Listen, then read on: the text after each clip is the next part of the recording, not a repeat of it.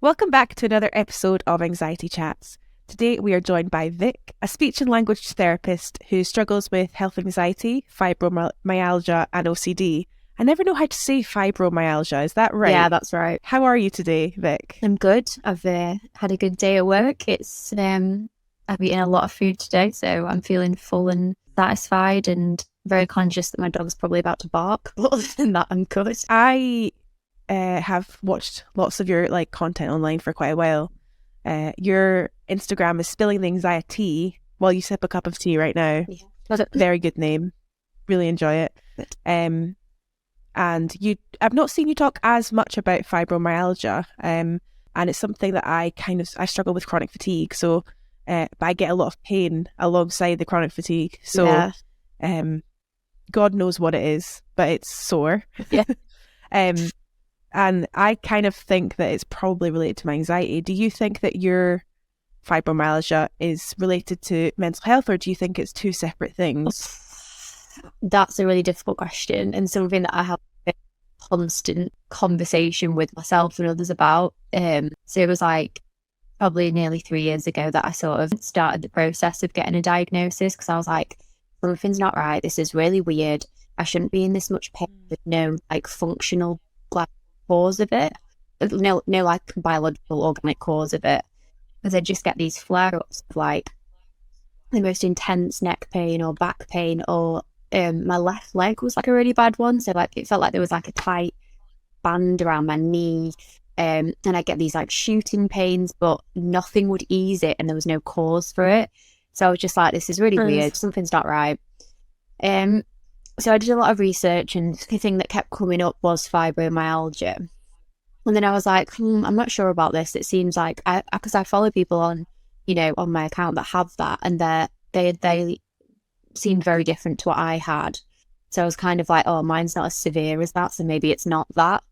But anyway, I went to the doctor. He was like, it's very unlikely that it's that because of your age, because of your activity level. And I was like, yeah, fair enough. That's what I thought. And then I spoke to another doctor as well, and they were like, actually, maybe it is that, and maybe it's just a less, it's like a spectrum. Maybe it's a less severe case of it. So I went to a rheumatologist. I went to another rheumatologist, and that is what it ended up getting confirmed as. In terms of cause, I'm not sure, because two things happened at the same time for me. So I had, I basically ate this smoked salmon, and I don't eat smoked salmon. And I think I I did. I got a really bad illness from it, basically. So I was really poorly for about 3 months. I lost 2 stone. I could not keep liquid inside me. I was so ill. And basically I then got diagnosed with post-infective IBS from that. But it's obviously a virus that was in my system, and you can get fibromyalgia from having a long-term virus. But it started happening after my nan died, which was quite a traumatic event for me. And my body just went into a weird shutdown, lockdown mode. So and they both happened at the same time, basically. So I'm completely unsure what was the cause of it, basically. And also, yeah, I don't know if you saw a post recently, but I kind of didn't forget that I had it, but didn't kind of take it as seriously as I probably should have. And then it was a few weeks ago when I was like, oh God, why am I so tired? Why can't I literally get out of bed? Why am I in so much pain? And something in the bathroom, when I was in the bathroom brushing my teeth, clicked, and I was like, yeah, you've got this diagnosis, that's why. So I don't know, It's just weird. I'm definitely on a weird journey with it myself, and I've been speaking to other people that have it as well. And there's seems to be quite a group of people that maybe gaslight themselves into thinking that it's a wrong diagnosis, because when you're functioning really well, or not really well, because I don't feel I ever feel well, but when I forget how bad it can get, and I'm at that base level, I'm well, surely I can't have it. So I don't know, it's really weird. I'm on a strange journey with that at the moment.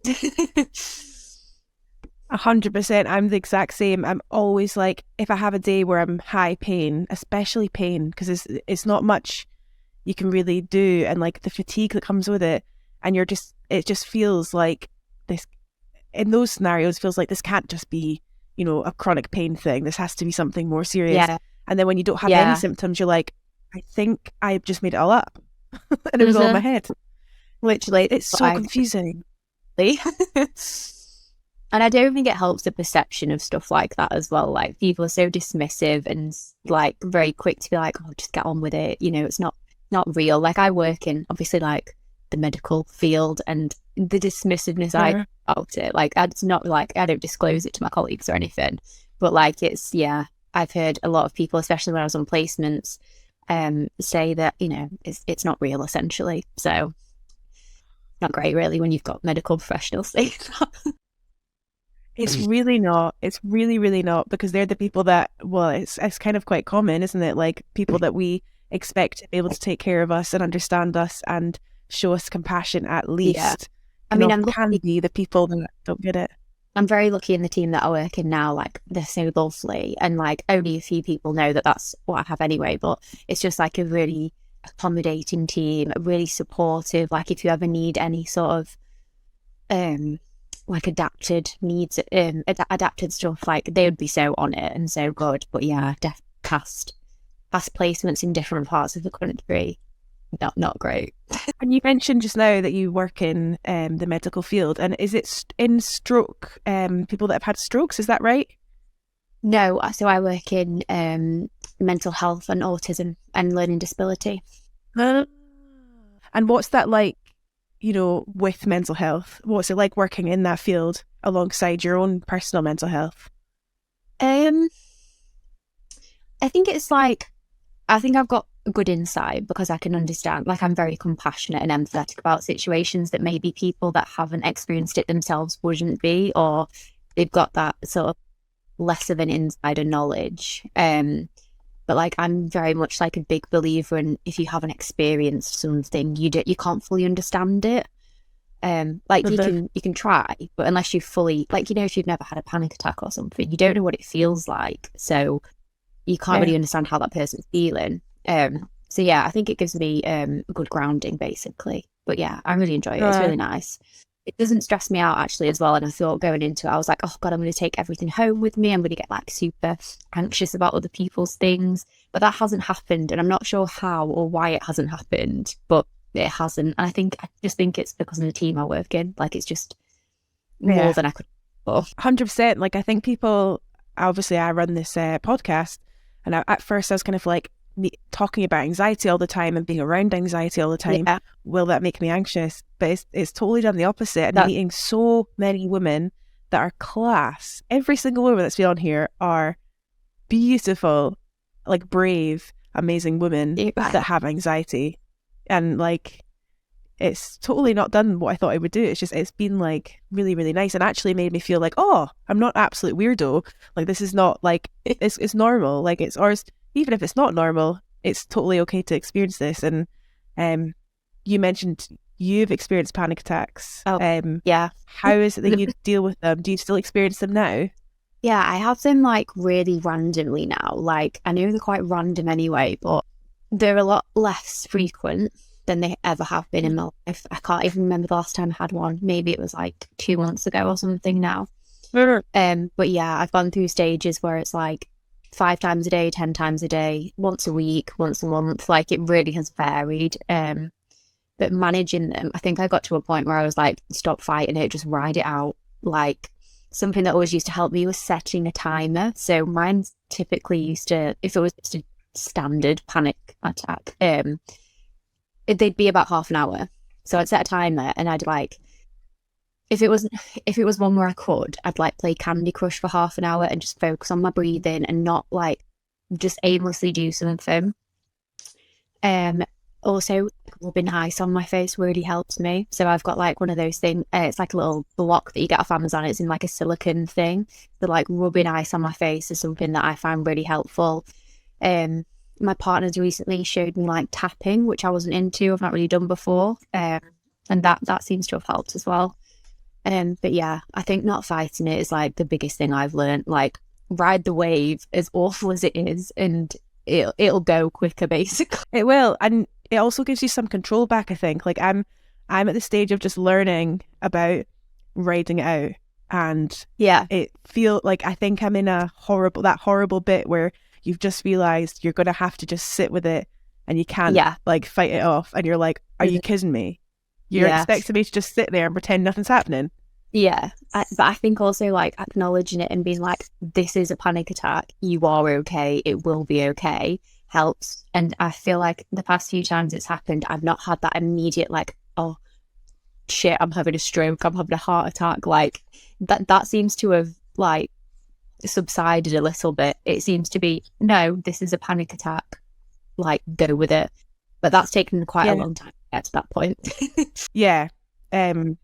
I think that is right. I think it's just like it is one of those things you just have to sit through and know it's really grim, but you're not in any danger. You are okay. I think that's the hard part, though, isn't it? Like, because when you feel like you're in danger, it makes you more anxious and it makes you more panicky. Totally. They're so awful. So awful. And am I right in saying you also experience OCD? Yeah. So it's not like the typical thing of what everyone thinks OCD is. It's kind of like I get really obsessive thoughts that go on a loop in my head and I cannot get out of that like traction of thought. But yeah, I've had that since, well, not since, well, maybe since, I don't know, but I had that as a very small child. And then I don't remember having it in my teenage years or my early 20s. No, sorry, my teens or anything. And then like in my early 20s, it sort of like came out again. And I was like, oh, this is so weird. But yeah, I wouldn't say it's something that hugely impacts my day every day or anything like that. But it's something I sort of, if my anxiety is really bad, these like obsessive compulsive thoughts come into play and I'll be like panicked that I've not done something, or that if I make this decision, this is going to happen as a result of it, or I just get stuck on like a loop that I can't seem to control. Yeah, and mine is the exact same. It's like, it's kind of frustrating sometimes that it's not like it's the most illogical thing, and it'll be something like, if you don't, you know, move that pen, you're going to get really sick, and it's like stuff that's like that actually just cannot be true. There's no way that can be true. Yeah. Yeah. But it doesn't. Yeah, I And feel that. it was quite interesting. I had a therapist about a month ago who I don't see anymore, who was saying like, because I kind of am the same as you, I don't think it impacts me every single day. My OCD, like sometimes it feels like a bit of a help. Sometimes when I'm really anxious, knowing that there's a tiny little bit that I can control or something. But she was saying like, like it could sometimes be a bit of a pal rather than like a bully. Like sometimes it feels like a bully, and sometimes you're like, seriously, that's too much. Sometimes it's like, well, if making me feel like I'm in control, even though I'm totally not. Like, but she said it was really interesting. Like, even though I kind of not like it, that's totally the wrong word, but even though it sometimes feels helpful, every time you do what it's telling you to do, you're reminding that part of you that you're giving it power, or something. She said something like that, and it made me kind of like, oh, okay, not that it's helped that much, but I was like, okay, yeah, I get that. It's such a wide spectrum, I think, OCD. Yeah, it definitely is. Like, I've got a friend who has it, and her experiences are vastly different to mine. Yeah. And working in kind of the mental health and medical field, that's so interesting. I find that so interesting. I want to go back to that. And I mean, we've probably both had experiences with GPs, maybe therapists, maybe lots of different types of health professionals in the NHS. Obviously, we're both in the UK. Yeah. And the question I want to ask you might be a hard one, but if you could change anything in the healthcare system, what would you change for mental health? Oh, definitely access. And, you know, what more supportive services and having more options. I think there's a lot of barriers in mental health services, and they're not kind of because of the people that are working in it. They're from like higher funding, all that. Yeah, I think having access to it, you know, not being on a waiting list for 2 years to get some counselling or some therapy, like that. No, anybody. 100%. Yeah, just having, like, I think it'd be great to implement like mental health training from the NHS, like into schools or into, you know, colleges or universities or like any education area, and like learn about how to prevent things. Well, not necessarily prevent things, but like cope with things from a younger age. You see a lot of stuff online about how in services people are just told to have a bath and drink a cup of tea and calm down. And I just think, well, that's not that, it's not the most helpful advice. No, it's really not helpful advice. And the last girl that we just had on, Kezia, was talking about her experience of uni, and like it was just before COVID, and she has agoraphobia, and so she said, is it okay if like somebody else records, you know, the sessions and I can listen to them back or whatever? And they were like, no, there's no way we can possibly do that. Then COVID hit, and it was like, yeah, everybody, here's the recordings. It's like these things can be done. 100% more accessibility. Like, especially like I'm very lucky that I work in the job I work in now, because the job I had prior to this wasn't like healthcare or anything like that, and that was just, it was such a joke. They all got like a mental health certificate thing, and they were like, oh yeah, we're mental health trained. Absolutely zero compassion for anyone that was experiencing anything mental health related. Like just utter bullshit. Like zero compassion, zero what's it called, like adaptability. You know, doesn't matter how you feel and you go to work. 100%. Which is like, yeah, it's just not the way I view things at all. Well, firstly, I've just realised there's a dog on your lap, so I'm going to need to see that real quick. Hello, little baby. This is Lulu. She's very, very naughty. We actually never call her Lulu. We call her Mitters and Mit. Sorry. So, I'm really dog pretty at the moment. She's really cute, but she's really, really a naughty dog.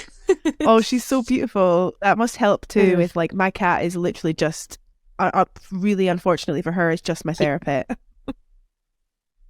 Yeah, she's hugely helpful. Is she helpful? No, she causes a lot of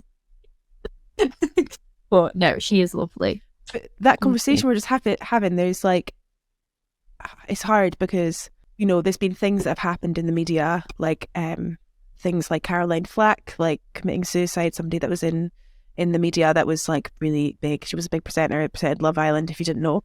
And yeah, obviously after she died, everyone was sharing the hashtag Be Kind. And that's kind of what your story just reminded me of, is like, there's one thing to hashtag Be Kind, and there's one thing to really accept everybody, even people that don't look like you or act like you or aren't in the same kind of groups as you, like, and have different needs to you. It's like something that seems so simple that to be adapted for somebody, like, might mean the world to them, might really change their outlook, might really help them.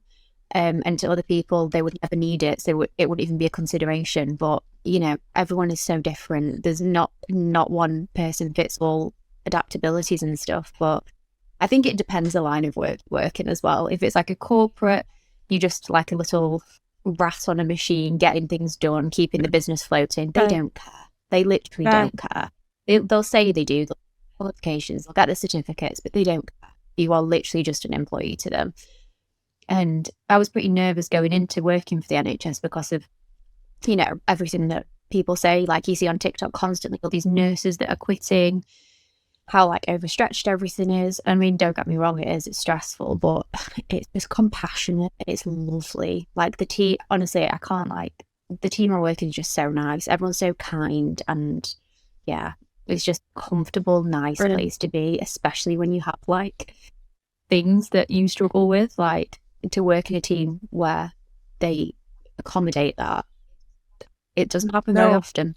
And I think as soon as you know, as somebody with anxiety, as soon as you know that you matter in the team, even with your anxiety, and your needs are important, it's almost like you don't need things anymore, because you're like, oh, okay, as long as I can be myself, if you know. Yeah, it's nice. It's definitely a more comfortable way of living than like shoving yourself into this box, making yourself ill because you can't do things that you should be able to do. And you know, that's really frustrating. Like, and also I used to get more stressed at that job, which would make me flare up more and get more ill, whereas I don't get as like actively stressed at this one because it's like a calmer, nicer environment. So actually my flare-ups then happen a lot less and need to be accommodated less. That seems like a really simple equation as well. Like if I'm less stressed, I can do better work. It's really like, oh yeah, obviously.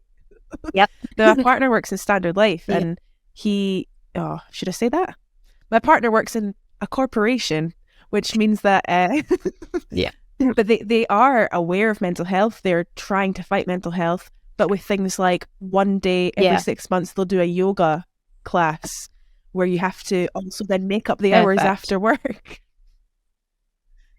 Oh, maybe not. Do you know what I mean? It's like Okay. they're ticking boxes now because they have to tick boxes, but they're not necessarily actually thinking what can Yeah. what can they actually do to help their employees, you know? Yeah. I saw a thing, a company the other day that I think it was on International Sure. Women's Day or something, and they gave all the women in the company a day off, and like a Sure. paid day off to literally like relax and have a nice day. Okay, that sounds amazing. Like that's actually Yeah. celebrating women. That doesn't really happen. That was another thing with like Yeah. International Women's Day. It kind of felt like, yeah, all of these things. It's like, are you actually doing it from a place of goodness, like good place in your heart? Or are you doing it to tick boxes and to look good? Yeah. To make your company look Yeah. good. Yeah. Go down. My last question for you is: do you have a story be able to share with us about a time you experienced anxiety? I think the one that comes to mind that it's like my worst story of like the worst panic attack I've ever had in my life was, so I was working on a stroke ward, and I think I didn't realise that my health anxiety was building up really badly, and I was kind of pushing it away to go and deal with the actual job I was doing. And then I went to work as in like the last place I worked, which was like it was student accommodation. And I remember doing like a block walk. I was like on floor 16, and I felt this like feeling of being like, oh God, something doesn't feel right. And I was like, oh, I feel really faint. I feel really lightheaded. Like maybe I've got low blood pressure. So I went downstairs, sat in the office, had some water, and I was like, oh no, something's really, really not right. Because it didn't feel like the build up to a panic attack normally. Anyway, I was like lying on the floor in the office, like doing my breathing. I was like, right, get it together. You're okay. It's all good. And it just didn't stop. Like it was a really, really bad one. And I can't fully remember it because it was awful. But I went to the building next door and I was like, I think I need help. I don't think I'm well. Like I think I'm going to die or something. And I ended up like fainting, but not like losing proper consciousness for a long time. It was like a 5-second situation. But then when came around, I couldn't speak and I literally couldn't move my arms and legs. So in my head, I'm like, oh God, you actually have had a stroke. That's it now. But my heart was like beating out of my chest. I couldn't calm down. I couldn't calm my breathing down. I couldn't calm anything down. I rang my parents, but also rang my partner that I was with at the time. And I think I traumatized them because I was literally like, this is it. I'm going to die. I can't cope.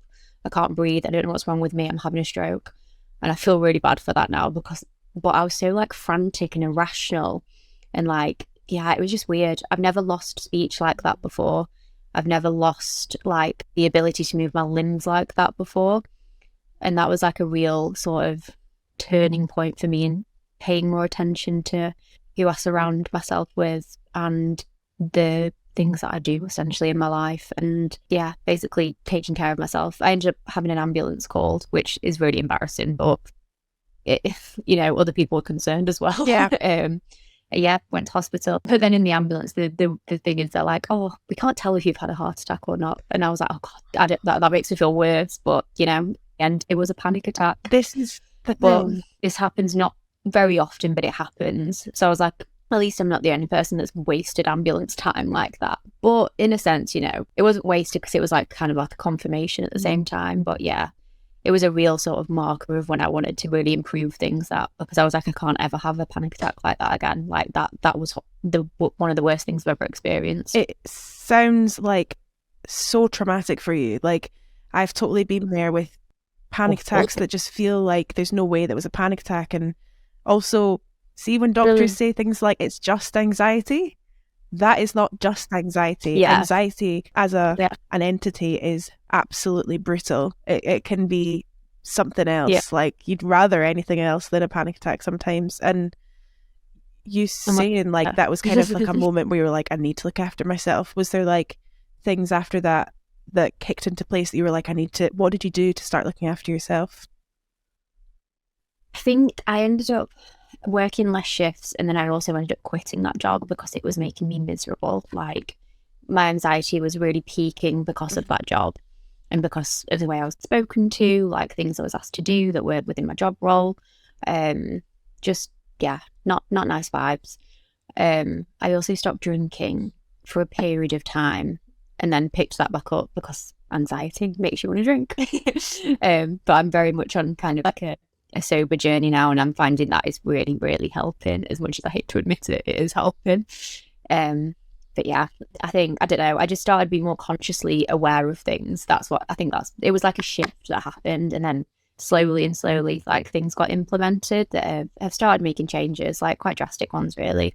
Yeah, how annoying is it when you realise something you like doing is actually something that's not good for your anxiety? And drinking must be really, like, I've never drank, like, and so I'm quite lucky that going sober wasn't a journey. Oh, I am very lucky in that way, because I have a friend that's also been on here, Dara. I don't know if you've seen her online, but she's currently going through the exact same journey as you. And like, because drink especially is a hard one, because it's like it does help in that very moment sometimes, but the after effects just are so severe. Like, I've only been drunk maybe once, maybe twice, and I just talked about Nicola Sturgeon. I'm the most classic Scottish person you'll ever meet in your life. She's great. Yeah, I imagine that's a journey on its own. But like, honestly, it's probably the most stressful one I've been on. I'm on. If you ever need someone to chat to about it, I'm very open. But I know it's a hard one, because I've not had to kind of go sober. I just am sober, and it's very different in that way. Yeah. But like, it's the best thing I've ever chosen, and it's like sometimes really hard. I think when I was younger, especially like a teenager, people would be like, "Why are you being so ridiculous?" Like, and I'd still pretend to drink. Yeah, I'd be like, "Oh no, I know." It's so bad that that's even a thing. Like, even now I get it. I'm like, I'll just have a drink, and I'm like, fine. Well, yeah, it's a lot of it's peer pressure, and it's a hard journey. But yeah, thank you so much for speaking about everything you've spoken about today. You've been so amazing. Yeah, thank you. And Lulu helped a lot. Thank you, Lulu. For everybody listening, thank you very much for tuning in to today's episode. I hope that some of it could resonate with you, helped you feel a little bit more or less alone. Thank you very much for listening, everybody, and I will see you in the next episode. Goodbye.